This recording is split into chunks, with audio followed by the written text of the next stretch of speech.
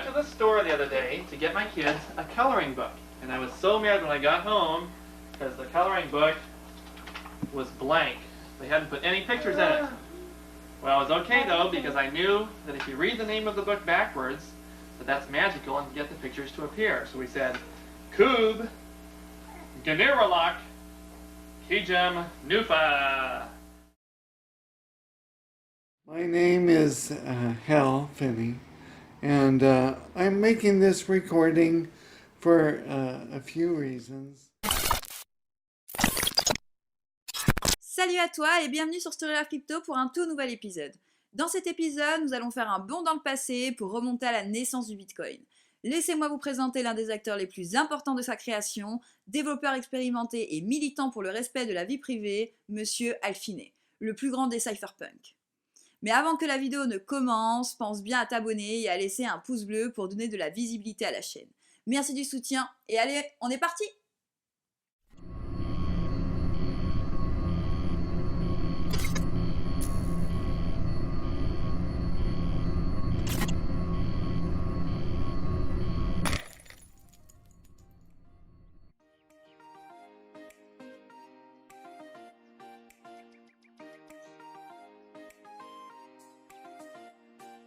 Hal Finney, de son vrai nom Harold Thomas Finney, est né le 4 mai 1956 à Coalinga, en Californie. Fils d'un ingénieur, il fait partie d'une fratrie de 4 enfants. La carrière de son père impose des déménagements réguliers et il se voit changer de lieu de vie plusieurs fois. Dès son plus jeune âge, il est plutôt du genre intellectuel. En effet, il occupe son temps en apprenant de choses nouvelles et en construisant des puzzles. Pendant son adolescence, il a la chance d'étudier dans un lycée avec des ordinateurs, chose très rare dans les années 1970. Voyant son aisance et sa passion pour l'informatique, l'administration du lycée lui confie un projet de stockage de données. Comme on peut s'en douter, les mathématiques et l'informatique sont ce qu'il préfère dans son parcours scolaire. Il se tournera donc logiquement vers le réputé Caltech, l'Institut de technologie californien pour ses études supérieures. Le CIT est l'un des établissements les plus prestigieux du monde, 30 prix Nobel en sont issus. En 2021, il était 4e au classement des meilleures universités. Il rencontra également sa future femme, Fran, sur le campus dès les premières semaines. Très concernée et supportrice des travaux de son mari, elle n'hésite pas, encore aujourd'hui, à communiquer avec la communauté Bitcoin. À l'université, il se concentre sur les cours de programmation, et il n'hésite pas à éviter les cours pourtant obligatoires qui l'intéressent moins. Néanmoins, il obtient un bachelor en sciences de l'ingénierie en 1979.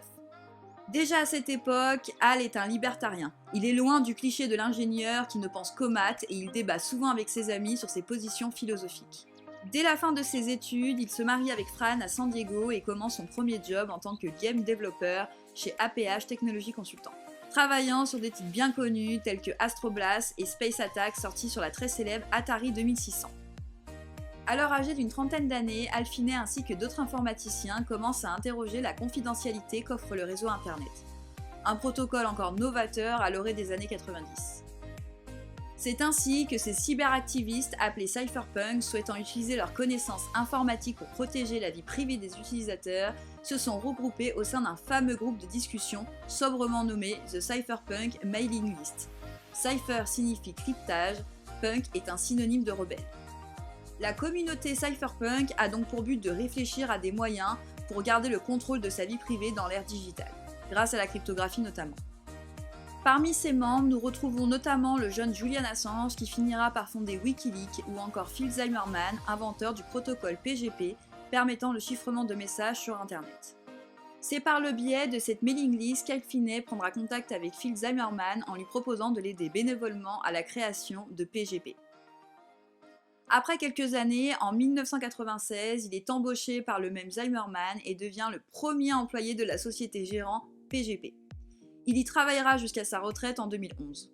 Au début des années 2000, différents membres des cypherpunks tentent, suite au succès de PGP, d'appliquer les mêmes concepts de cryptographie et de protection des données pour créer des monnaies virtuelles. Nous pouvons évidemment citer le travail de Nick avec BitGold ou encore de Wei Dai avec B-Money. Peu de temps après, en 2004, c'est au tour de Hal Finney de se lancer dans l'aventure des monnaies numériques en créant Proof of Work, qui est bel et bien la première preuve réutilisable du système de travail avant Bitcoin. Malheureusement, chacun de ces projets présentait des vecteurs d'attaque, permettant des doubles dépenses ainsi qu'une trop grande centralisation, loin des objectifs initiaux des cypherpunks. Il faudra attendre 2008 et un curieux mail envoyé à la cypherpunk mailing list par un certain Satoshi Nakamoto pour relancer ce rêve de voir une monnaie numérique entièrement décentralisée. Alphinae sera directement conquis par l'idée et la vision de Satoshi. Il prendra part au projet dès la première heure. Il a rejoint Nakamoto et d'autres cypherpunks avec qui il a continué à développer le projet. Finalement, le 12 janvier 2009, Satoshi a effectué la première transaction en Bitcoin. D'une valeur de 10 Bitcoins, elle était destinée à Alphinae. Pendant des années, Phiné a défendu le projet Bitcoin contre toutes sortes de critiques. De plus, il a participé activement à son développement. En outre, il a travaillé sur une variété de logiciels pour renforcer la sécurité du réseau, notamment aux côtés de Gavin Anderson et de Mark Karpeles. Al raconte sa relation avec Satoshi quelques mois après sur le forum Bitcoin. Il écrit en mars 2009. Quand Satoshi a dévoilé la première version du logiciel, je me suis précipité dessus. Je pense que j'étais le premier utilisateur après Satoshi. Nous avons parlé par email et il m'a envoyé 10 jetons pour tester. Je suis le destinataire de la première transaction Bitcoin. Aujourd'hui, l'identité de Satoshi est un mystère. Mais à cette époque, je pensais échanger avec un jeune homme très intelligent originaire du Japon. J'ai eu la chance de connaître beaucoup de gens incroyables dans ma vie, donc je fais attention aux signes du destin. Pendant quelques semaines, il mine du Bitcoin, mais il arrête très vite car son PC surchauffe et montre des signes de faiblesse.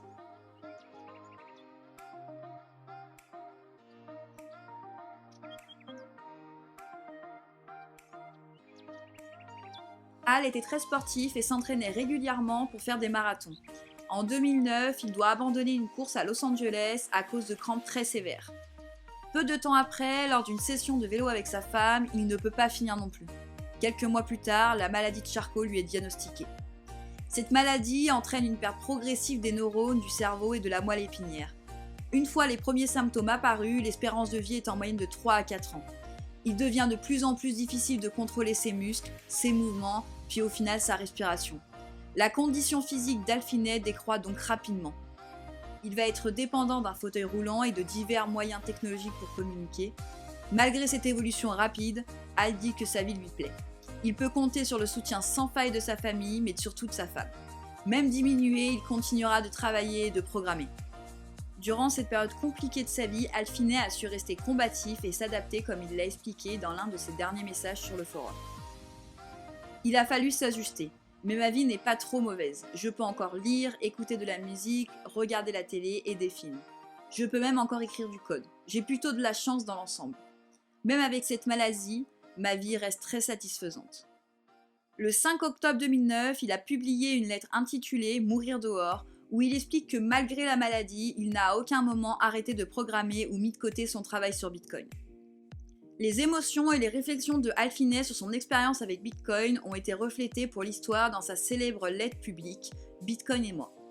C'était son dernier message et aussi son adieu. Très optimiste sur le futur de la science, il avait fait le choix d'être cryogénisé depuis de très nombreuses années, bien avant sa maladie. Al et Fran décidèrent ensemble que lorsqu'il ne serait plus en capacité de communiquer, la procédure de cryogénisation se déclencherait. Une partie du financement de sa léthargie cryogénique a été financée par des dons en Bitcoin faits par ses fans et l'autre par son assurance vie. Il devient le 128e patient cryogénisé par la fondation Alcor Life Extension en Arizona le 28 août 2014, soit 2 jours après que ses fonctions vitales aient cessé de fonctionner. Alphinae, comme d'autres cypherpunks de la première heure, est souvent soupçonné d'être Satoshi. Le fait qu'il soit le premier à avoir reçu des bitcoins, ainsi que ses nombreuses contributions et ses connaissances techniques font de lui un suspect de choix. Des analystes ont également comparé les écrits de Al et de Satoshi et il se trouve que leur manière d'écrire est très similaire. Un dernier argument troublant est le fait qu'un certain Dorian Satoshi Nakamoto habitait à quelques rues seulement de Alphinae à Temple City, une petite ville de 36 000 habitants.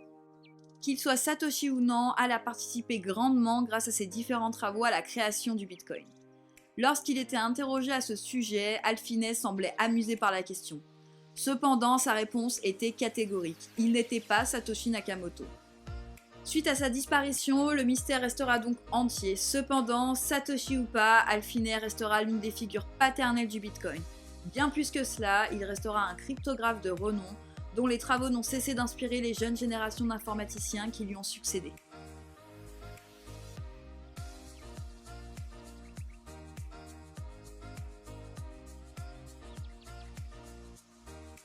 Comme nous pouvons le constater, la vie de Hal Finney a été une lutte acharnée pour la liberté. C'est notamment ce qui l'a conduit à rejoindre le mouvement cypherpunk et à lancer sa propre monnaie numérique.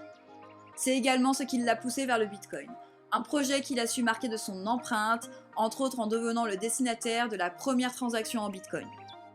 Ce combat est devenu d'autant plus intense lorsqu'il a contracté la maladie de Charcot, une maladie dégénérative qui l'a rendu prisonnier de son propre corps. Pourtant, comme un brave soldat, Hal a toujours gardé la tête haute. Et pour prendre sa revanche sur cette maladie, il a mis toutes les chances de son côté pour revenir à la vie, peut-être un jour afin de continuer son œuvre. Si tu es resté jusqu'au bout, je te laisse mettre Cypherpunk en commentaire. Voilà, on arrive à la fin de cet épisode, j'espère qu'il t'aura plu et n'hésite pas à laisser un super pouce bleu pour soutenir la chaîne, ça fait toujours plaisir. C'était Story of Crypto, à très vite!